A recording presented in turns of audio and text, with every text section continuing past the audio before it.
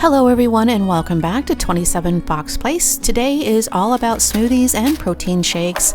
I've put together all of my favorite smoothies in one video to make them easier to find. I'm a huge fan of prepping ingredients in advance, and it saves time to have smoothie packs in the fridge and freezer that are ready to go in the blender. There's a few ingredients that I like to add to all of my smoothies, and it saves time if I have the ingredients measured out in advance. I usually make enough for a week or two, and then I store them in the pantry. And I'll be sure to leave all of those ingredients in the description box. Dragging out all of the ingredients every day is a tedious process. It's much faster to measure out all of the ingredients at the same time. Flaxseed is high in omega-3 fatty acids, which helps to fight inflammation, and they're also a good source of B1 and fiber, but they need to be ground up before you can eat them in order to absorb those nutrients, so I like to add them to smoothies. I like to store the flax seeds in an airtight container so that I can store them in the pantry, and I use a paint pen to record the expiration date and label the contents. Nuts and seeds have a shorter shelf life, especially if they've been ground up, but whole flax seeds are more stable and we go through them quickly, so we keep them in the pantry, but they will last much longer in the freezer. Bee pollen has too many health benefits to cover them all, but they are anti-inflammatory, antioxidant, and antimicrobial, so it's another ingredient that I like to add to smoothies. I wasn't sure if I should share this next ingredient. Some people that I talk to are a little squeamish about it, but I like to add eggshells to smoothies because it's an excellent source of calcium. Half of an eggshell meets the daily requirements of calcium, and it's the most bioavailable form of calcium for the body. It's undetectable once it's blended up in a smoothie. Before I break open an egg, I wash it with soap and water, and once I break open the egg, I rinse it out, and then I boil the shells in water to kill any bacteria, and then I let the shells completely dry, and then I store the crushed shells in an airtight container. I also like to add matcha powder to this smoothie, but I also use these same ingredients in just about every smoothie recipe, so I've left it out to make the mix more flexible. That way I can add additional supplements for a different smoothie if I need to.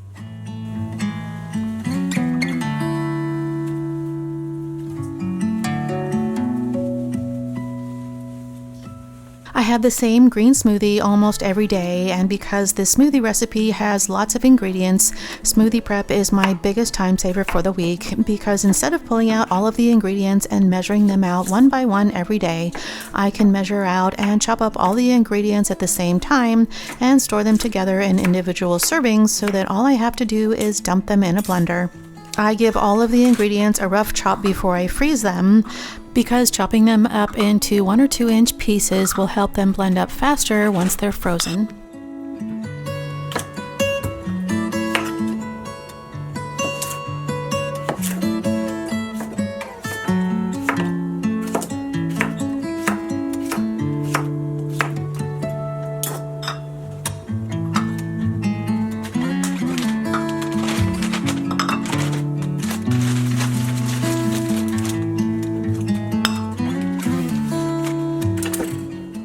I like to freeze the cucumber and celery because they both have a high water content, so they make a great substitute for ice cubes. Of course, things like cucumber and celery don't freeze well, so once they're frozen, you can't defrost them to use in salads, but you can freeze almost anything to use in smoothies because you don't need to defrost the ingredients.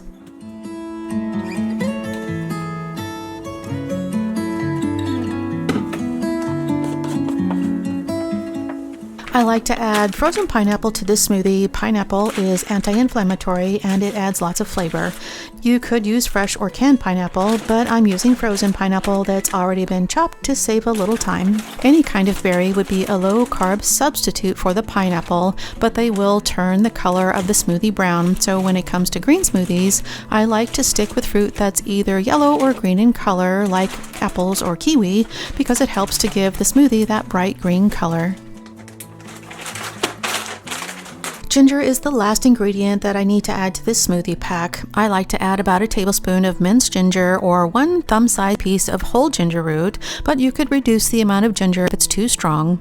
I'm using frozen minced ginger because that's what I have, but you could also add a whole piece of fresh ginger root instead. I like to store minced ginger in the freezer, and if you'd like to see how I do that, I'll be sure to add a link in the description box. Each square in the mold I use to freeze the ginger is 2 tablespoons, so I'm just cutting each square in half. I like to use quart-sized freezer bags because they're the perfect size for these smoothie packs, but to cut back on plastic, I like to reuse the same Ziploc bags every week. So once the bag is empty, I just rinse it out and store it in the freezer.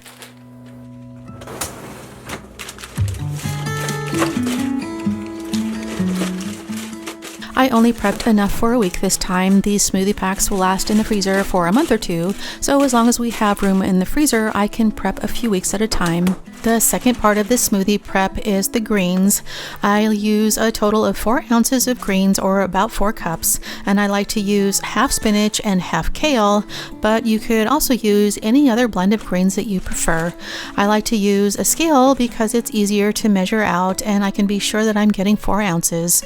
Leafy greens like kale and spinach can be frozen for smoothies, but I like to store the greens separately for a few reasons. The biggest reason is that it's much harder to blend up the smoothie if all the ingredients are frozen, but I also like to have the packs in the fridge because I can also use them to make salads or some other meal, and it does help motivate me to use up the fresh ingredients if they're in the fridge. 1 cup of packed greens weighs about an ounce, so there's about 4 cups of greens in this smoothie.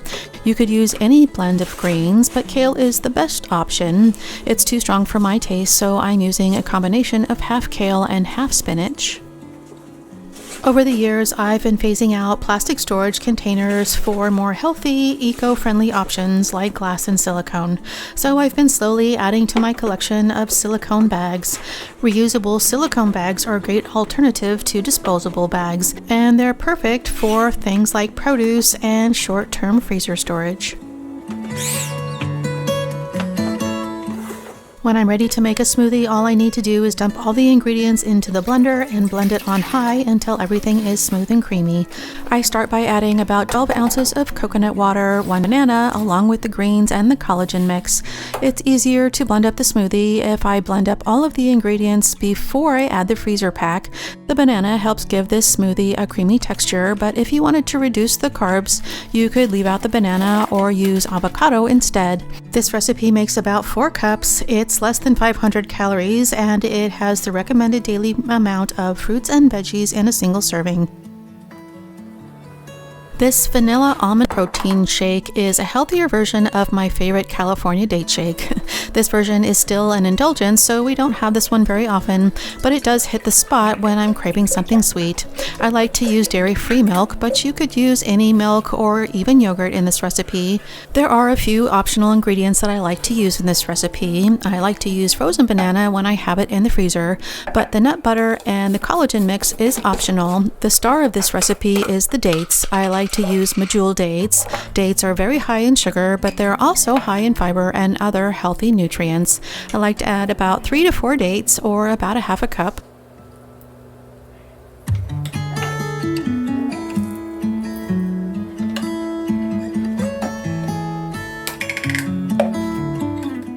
I like to add all the ingredients to the blender and blend everything together before I add the ice, along with any ingredients that I may have forgotten to add. I like to add vanilla protein powder, but the almond extract is optional. It does add a nice flavor to this shake, but a little bit goes a long way, so I only need to add a few drops of the extract. And once the ice is blended in, this tastes just like a milkshake. This recipe makes about 3 cups, or about 1 to 2 servings, so you could share this treat with friends and family.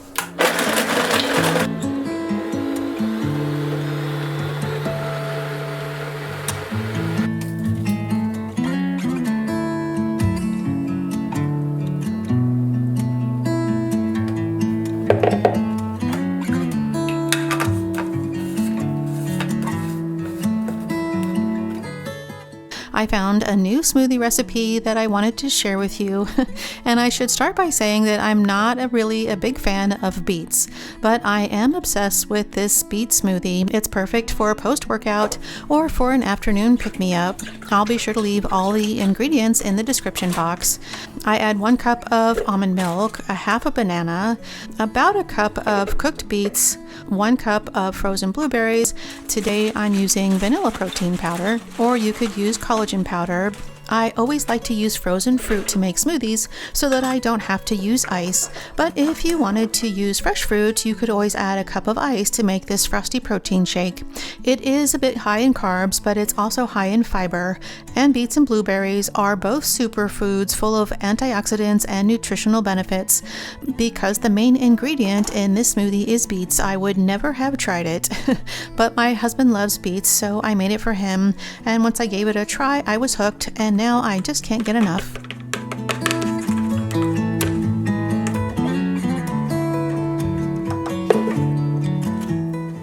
Banana berry protein shake is one that I like to have after a workout, and I have this one so often that I like to prep the ingredients in advance.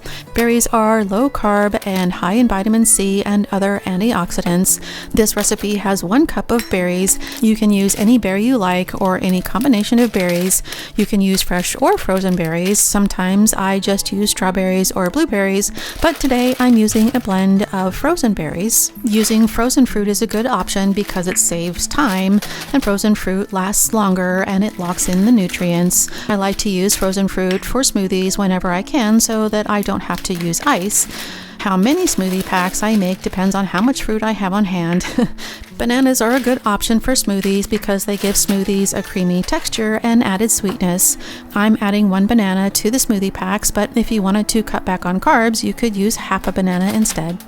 I already have frozen bananas stored in the freezer, so I'm just going to break them up into smaller chunks before I add them to the bags, because the smaller chunks will blend up faster.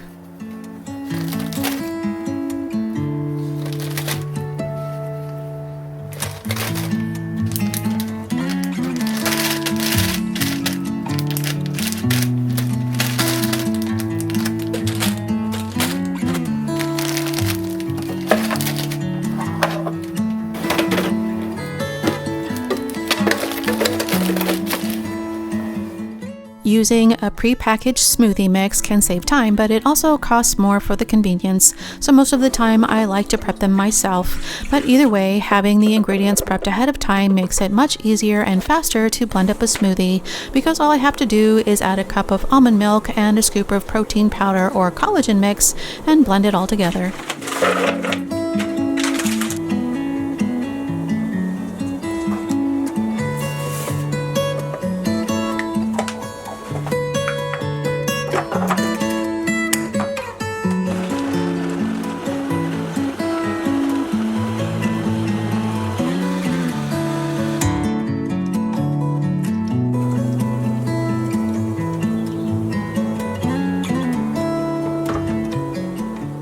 Cleanup for smoothies is quick and easy too. I have a Vitamix blender, which I absolutely love, but the pitcher doesn't come apart for cleaning, so to clean out the pitcher, I just add a few drops of dish soap and warm water, and then I run the blender on high for a few minutes. Just be sure not to add too much soap or you'll have bubbles overflowing from the blender. Soap and water is good for everyday cleaning, but when the pitcher starts to look a little bit cloudy, I'll fill it with warm water and I'll drop a dishwasher pod in and let it soak overnight. Anything that's still stuck to the sides will come off with a little light scrubbing with a magic eraser.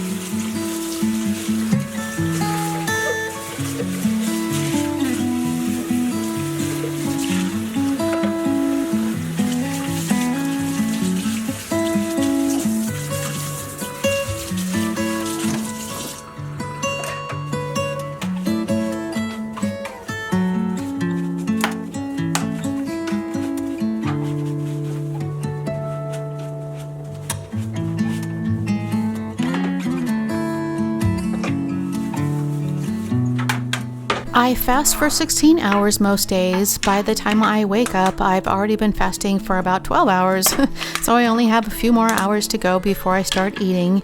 I have a cup of black coffee when I get up, but I don't usually have much of an appetite until the late morning. So my first meal of the day is about lunchtime, and my last meal of the day is about 7 p.m. I typically have 2 meals a day, but I might have a light meal in between if I'm really hungry. I try to eat something that will keep me full for most of the day. I don't always have time to sit down and eat a full meal, so I love smoothies because they taste great, they're packed full of healthy foods, and I can drink them on the go. That's all for today. If you like this video, be sure to give it a thumbs up and be sure to hit that subscribe button and turn on the notifications before you go. Thank you so much for spending your time with me today, and I hope to see you next time.